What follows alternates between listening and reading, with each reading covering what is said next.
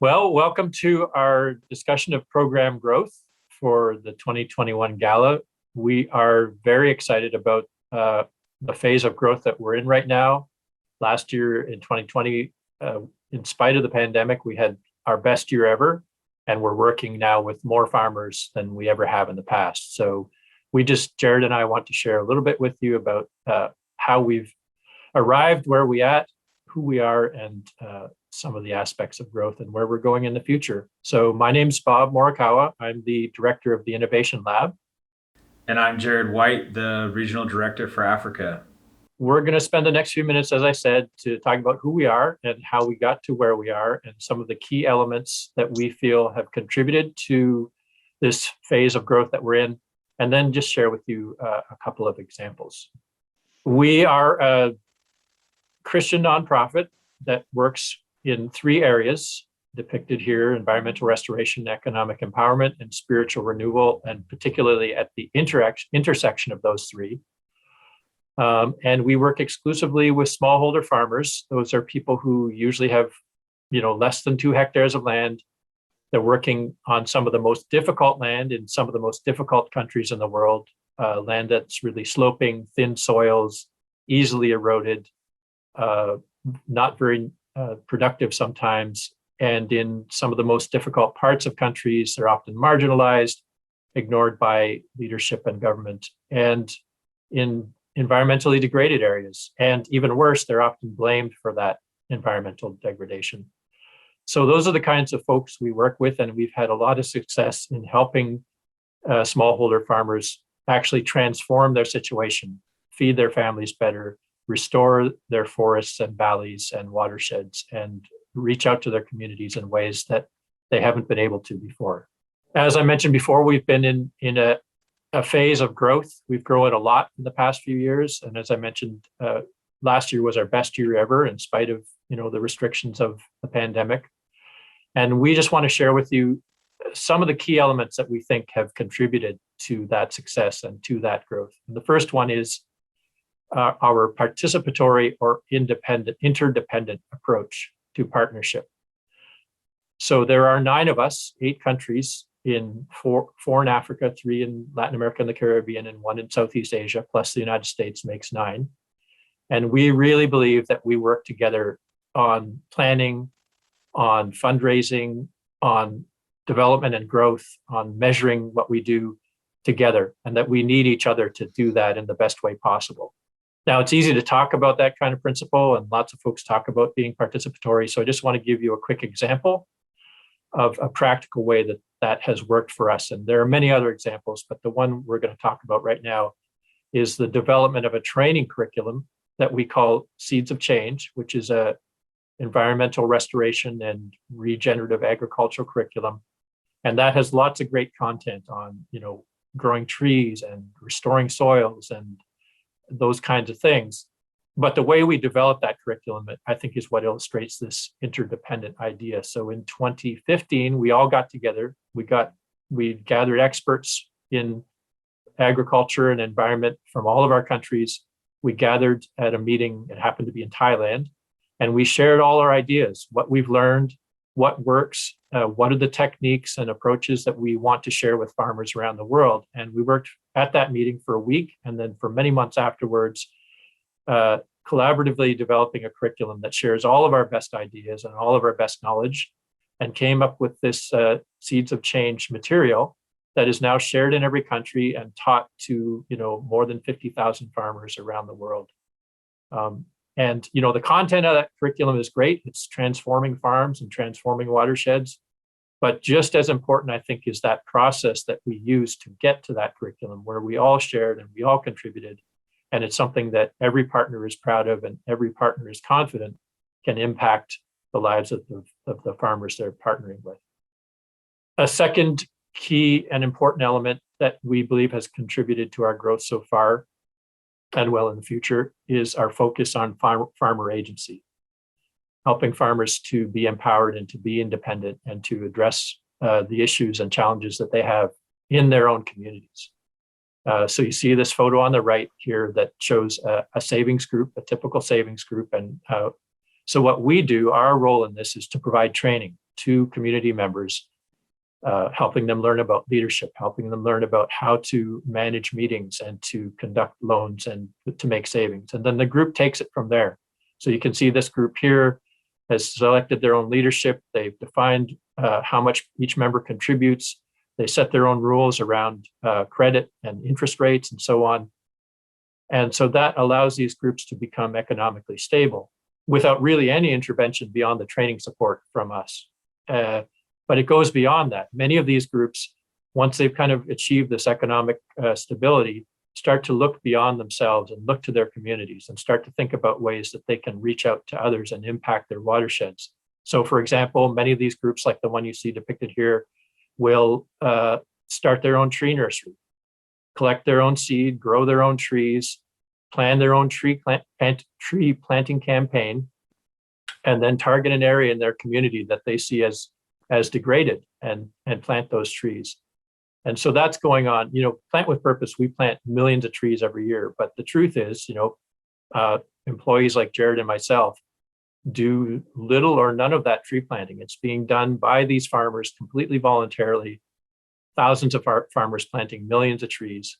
And that, I think that was really clearly demonstrated, during the pandemic in the last couple of years, where last year we met or exceeded many of our targets or all of our targets in countries, in spite of the fact that we couldn't travel, our staff in country couldn't travel and couldn't connect with farmers in the same way that we usually do. And yet these farmers are still out there saving money, planting trees, restoring their farms. And so we met our goals because of that. And I think in some ways the pandemic was almost a natural experiment that kind of demonstrated the strength of this approach, this farmer-driven, community-driven, and not project-driven approach. A third element that we believe is critical to the way we've grown so far is our watershed approach. Very quickly, a watershed is an area that's connected by a river system. And because that area is connected, people within that watershed are often connected economically, culturally, they often speak the same language. There's ecological connections within that area. So if you look at these two photos here, the one on the top, you'll see the blue outline, that's a watershed boundary. And you can see the white dots show a bunch of communities that have been randomly selected as a possible place to work. And this is the way that we used to work in the past. So we can work in one of these communities and there's a benefit to us partnering with farmers there. But if you look at the second slide, you see that same watershed, and now we've selected the same number of communities within that watershed area. So now all these communities have those connections that we talked about, those hydrological, ecological, cultural, economic connections. So if something beneficial happens in community A, it has a synergistic or a knock-on effect to those surrounding communities. So not only is there benefit to each individual community, but now it's multiplied to those connected communities in that watershed area. So it allows us to focus our resources more, and it allows sort of a greater than the sum of the whole type of benefit to the watershed. Another thing about watersheds that's really important, we think, is the way that watershed model is replicable.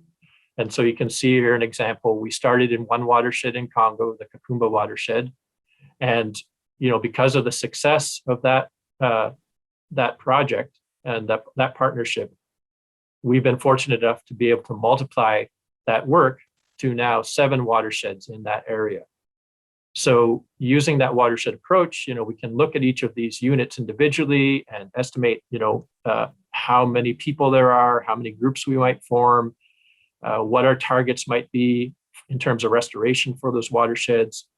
We can think about management of those watersheds as an individual unit. So it becomes something like a building block that we can use to multiply, to this case, 7 watersheds or 15 watersheds or 40 watersheds, whatever the case may be, as the resources become available to scale to that level.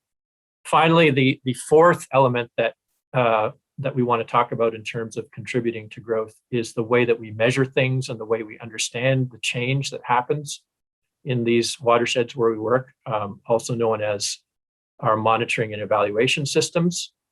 And, it's one thing to collect good indicators, and we do collect great indicators like this one, girls in secondary school, understanding how people are gaining access to education, and especially women, is a really important thing in many of the countries where we work. So the indicators are great, and that's one thing, but a kind of a hidden thing behind that is the way that that data is collected. And so we've adopted a system called a sampling method called the DID, or difference in differences. And I'll explain very quickly what that means. So you can see here in this graph that we collected information in 2015, and that was the year we started in this particular area. And then we collected data again in 2017, the same kind of data on education 2 years later. But the DID sampling goes to another level. And then that's where you can see those two bars. The green bar is showing households within the target watershed, the watershed where we started working in 2015. And the yellow bar shows households in a similar watershed nearby, a comparison watershed where we did not start working that same year. And then we can compare those two groups, those two watersheds, again in 2017. So we get a sense of not only the change over time, but the change that's related to the project area. So that just gives us a lot more confidence in understanding change, but change that's attributable to the work that we do. And so that gives us more confidence about what we do. It allows us to address, and make any improvements that we might want to the program. And it also allows us to go to our supporters, to our donors, and say, look, we can actually attribute this change in education or in restoration or whatever it is to what's happening in the project area. And so that's just, it's kind of an under the hood kind of thing, so to speak, a hidden thing, but that kind of difference in strategy in the way we collect and understand information has been really critical to supporting our growth. So that was a real quick overview of some of the factors that we think have contributed to our success and to our growth. There's many more, but we just highlighted those four. And now we want to move on to just talk very practically about a couple of our partners and the way that growth is taking place, and that we're looking to growth in some of the countries where we work. I just want to preface this by saying that all of our partners, all 8 countries, are primed and ready for growth and excited about growth and are growing, but we just want to highlight a couple. So the first one is Thailand. Thailand is northern Thailand, especially where we work, is a place that has many marginalized ethnic minorities. And these are people who, often don't have access to land, they don't have access to jobs, they don't have access to some of the same legal rights that other people do in Thailand. And we've been working with a partner in Thailand for many years to help address that and to help, those same communities, just like we do in all our countries, restore their environments, restore their watersheds, feed their families, and so on, reach out to their communities and so on. One, I'd say, unique thing that I want to highlight in Thailand is community forestry. And you see here a map that shows, this is a map done by community itself. We work with those communities to train them in how to collect GPS points, how to do mapping, how to develop community forestry plans. And so they're able to develop these plans and go to local authorities and say, look, we are not part of the problem here. We are actually part of the solution. And this plan that we're presenting to you is something that will help to not only protect the forests, but to actually increase forest area and to sustain these watersheds in a way that's healthy for the forest and helpful and healthy for our communities as well. So this is something that I think we're particularly proud of in Thailand, and is something we want to continue to promote in northern Thailand. This map here shows the dark green are the 2 watersheds where we have been working up until now, Mae Nawa and Hoi Lu. And the light green watershed is a new watershed that we've expanded into in this current fiscal year. So we're currently in 3 watersheds in northern Thailand. And then you can see the series of other polygons in this map that are, prospective candidate watersheds where we're currently collecting data, currently trying to understand the situation. And these are potential areas where we can grow. And in fact, the ones in dark brown are watersheds that we've targeted, for the next fiscal year, 2023, if resources allow. I will say that our partner in Thailand has invested a lot in the past 2 years in strengthening systems, strengthening human resource systems and financial systems and reporting systems. And they're in a place now where, they know the opportunity is there, they know the impact they can have, and they're ready to grow as the opportunity permits. And now I'll pass it over to Jared, who will talk a little bit about an example in Africa. Thanks, Bob. I just want to emphasize the key elements that Bob just talked about. All of them are key contributing factors to the ability and really the objective to grow our program. I think the most important aspect that I can reemphasize is the fact that stewardship is one of our organizational values. And one of the ways that we go about being good stewards, or try to be good stewards of, all of the funds that we receive to be able to work with the smallholder farmers, it really comes down to evidence-based decisions. So the way that we measure, the way that we look at existing research, the way that we do our own measurement of the program and the results that we get, that has really enabled us to look at how our program is actually impacting the population. It's impacting people like Monica, who's a female farmer in Burundi, who is having difficulty before joining a group, access to financial services. Maybe she feels a bit ostracized from her community, or is having difficulties at home, having trouble feeding her kids. And by joining this group, she learns new skills. She's able to access financial services and learn leadership skills, conflict resolution. All of these things go into what they're learning. But that is at the individual level, and one of the things that makes us motivated to do the work that we do, because we get to see the work being done and the practical change it creates, not just at a watershed level or even at a community level, but at an individual level. And we can say smallholder farmer, we can talk about farmers, and you have a picture in your mind of who these people are and what they do and the challenges they face. But really the reality that they face in poverty, in conditions of poverty, in their environment, which has been degraded, it's one of these things that kind of mars their identity and keeps it quite difficult for them to get an upper hand and really have agency to be able to see that they can make a change among their group, within their community, and really at large for the environment. And so, for us to be good stewards of the funds that we receive to work with these smallholder farmers, that's a key part of who we are as Plant with Purpose. And as we move forward, looking at growth, we really want to be good stewards of the funds that have allowed us to grow, looking at the data, looking at the evidence that says we are impacting the lives of these individuals. These individuals are impacting the lives of their neighbors who may not be participating in the program, and they're impacting the environment at large, whether it's by reforestation, by protecting their own land, by experimenting with their group members and learning new technology for farming.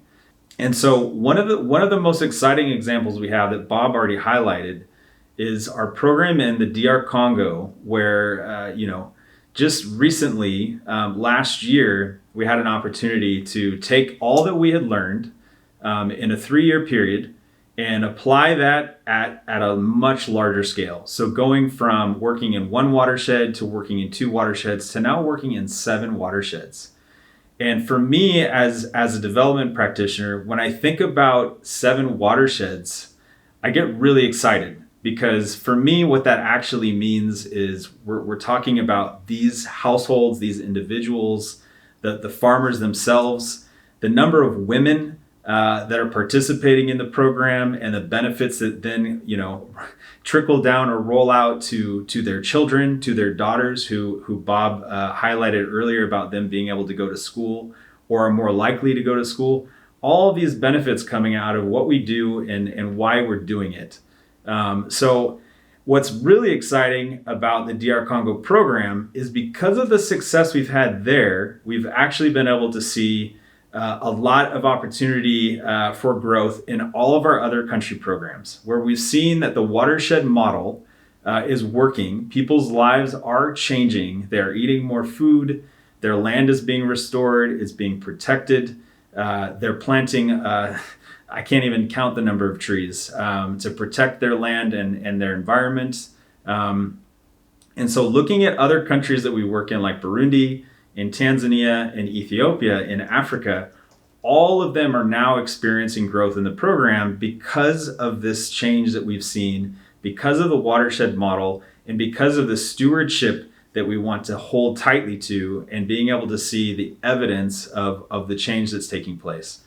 So even in this year alone, or really the past 2 years in Burundi, we've doubled the size of the program there. We went from working in 4 watersheds to now working in 8. And for us, this is significant. And it seems like a lot to us, but we know that the amount of opportunities that still exist, not just in Burundi, not just in the DR Congo, but also in other countries that we are currently exploring and looking at how can we also extend this program to other places where we know there are opportunities, where smallholder farmers are experiencing the same challenges, living in extreme conditions of poverty. So it's exciting to be able to talk about this, to talk about why growth is happening and all these key elements that Bob has already highlighted. So our newest program in Ethiopia that started about 3 years ago had a lot of success, and recently we were able to look at how can this program also grow. And we are currently embarking on a really exciting growth. And instead of hearing me talk about it, we've got a really cool video for you to watch.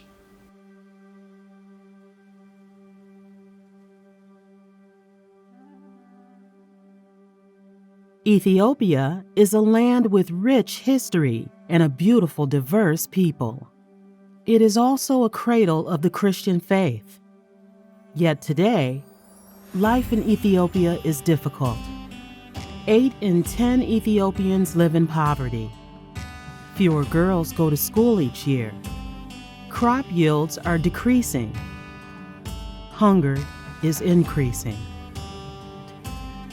In 1900, Ethiopia was 40% forest. Today, it's only 4%. From the air, one can see small groves of ancient forests, protected by the churches they surround. Beyond that, only barren land. In 2018, Plant with Purpose began a pilot project in Ethiopia. After only 3 years, the results are very encouraging. 600,000 trees planted. 50 purpose groups established. 1,000 families reversing their poverty. Almost 5,000 people positively impacted. Let's do more. Programs will be expanded exponentially. 3 sub-watersheds. More than 15,000 families. 75,000 people. 3,400,000 total trees planted.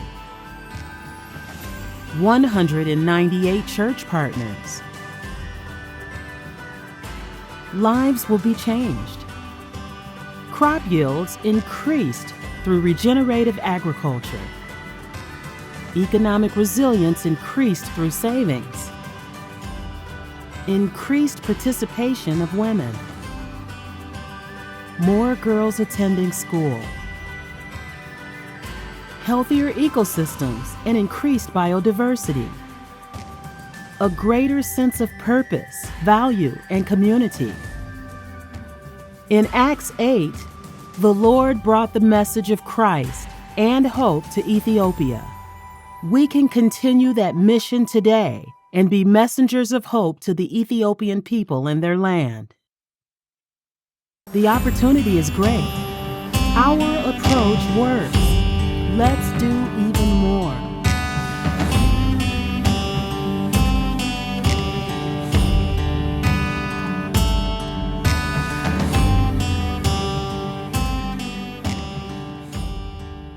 So as you could see from the video, we're really excited about the growth that's going on in the Ethiopia program. And you've probably heard a lot of things in the news recently about Ethiopia. It made me close to your heart, and it's really an exciting time to get involved. The work that we're doing and the impact that it's having on the communities and the smallholder farmers. We are looking for people to partner with us, and if you're interested in supporting the Ethiopia program, we invite you to log on to plantwithpurpose.org and partner with us in this ambition. So thank you. Thank you so much for being with us, for your interest in the growth that's happening at Plant with Purpose and wanting to partner with us. We really look forward to any questions you may have. Yeah, thank you so much. God bless.